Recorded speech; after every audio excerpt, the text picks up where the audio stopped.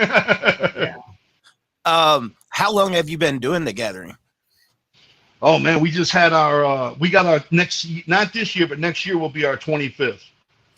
25th? Yeah. Jeez. It's going to be a big one too. It's going to be like a big reunion of everybody coming back. You know what I mean? For the 25th. How long do those typically last? 4 days. It's like 4 days. A long weekend, right? Yeah. 4 days, but for the ones that really like to party, 5 days. Because they come early, you know. Wednesday, Thursday, Friday, Saturday are the main days it's open. But people come Tuesday early and they what do you call it, tailgate, like across from the grounds, you know, and that's a party in itself. Sometimes it's just as live as the gathering. But yeah, you know, it's pretty long, you know. It'll beat you up, man. You go home from there. It's so funny because everything that happens at the gathering, it hits the Juggalo world, right? Like it hits all in online, and it's all the posts and all the new announcements go out and everything every year. It's like our WrestleMania, right? But when the gathering's over, you don't hear shit from nobody for like a week. Nobody's posting. Nobody's doing nothing. Everybody's just recuperating. You know what I'm saying? I find it funny because I'm like, dang, we made that announcement it's like 3 days after the gathering. I'm like, I can't believe there's nothing about it online. You know, all of a sudden it'll come flooding out like about 4 or 5 days after the gathering when everybody's done sleeping it off and get back into the life. Then they start posting everything. You know, it's cool. Yeah. Well, okay. Here's a question for you because I've been on 2 different occasions, and you have like I don't know, maybe 3 or 4 different like areas where events are taking place. It's like one concert is playing over on the left side over here, and it will go on for a certain time frame, and then when that ends, I think there's maybe a half hour or something like that, and then all of a sudden at a different location there's another either band group or event taking place, because I simply knew that the couple days I was there, the professional event didn't start until I think around 1 o'clock in the morning. Yeah, and a lot of wrestlers have, said a lot about that over the years, and I'm thinking, man, first of all, the whole gathering, what they don't understand is the whole gathering is nighttime. That's when everybody comes out. You know what I mean?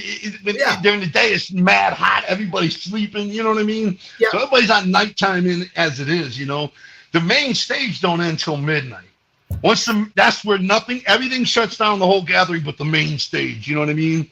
Those acts play. And then that's over at midnight. So by the time everybody gets settled and goes back or whatever, gets situated, and by the time they get to wrestling, it is 1 in the morning. You know what I mean? Yeah. And some of these guys are like, what the hell, man? You know, because they don't have going on till 3 in the morning or whatever. But it's a different situation. You know what I mean? And man. To me, that was all part of like the ambiance of the thing. I kept thinking, well, the experience, right? I've never been at the Juggalo event before. And I simply knew it's actually very comical because as I'm driving down the road to it, it's basically like a 2-lane road. I mean, they had state police out there, and they were stopping everybody and having people either got a car, pop the trunk, stuff like that. By the time I pulled up to the officer, I just rolled my window down. He looks at me and he simply just waves me on like he didn't ask for nothing. He just waves me on.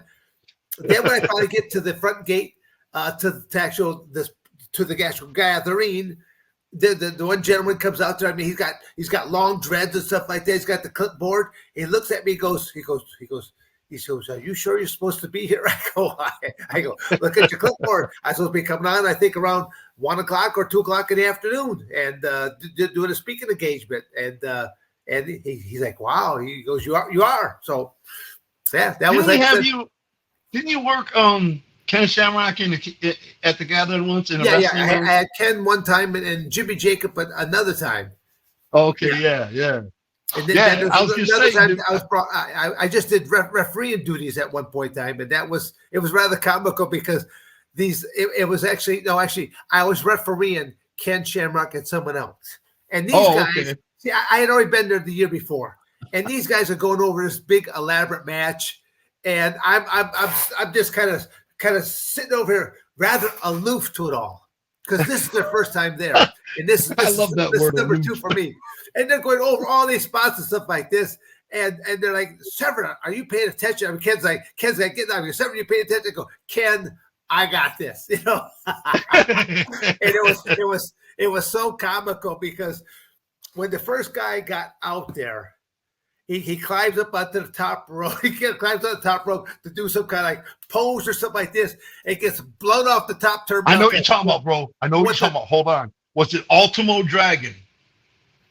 Listen, Ultimo Dragon wears this beautiful ring gear. I think he's the best dressed wrestler in the game. His ring gear is so immaculate.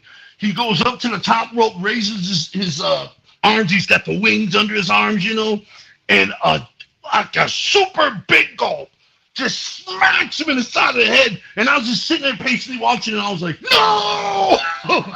I was so mad. I was so upset. I was like, damn, and he's the good guy, you know? Yeah. That's exactly what happened during Ken's match, and it was so comical when the guy got blasted off the top of rope right there, and he falls down. The bottles split all over the place, and like sticky. And Ken's looking at me. I simply look right back up and go, "Welcome to the gathering."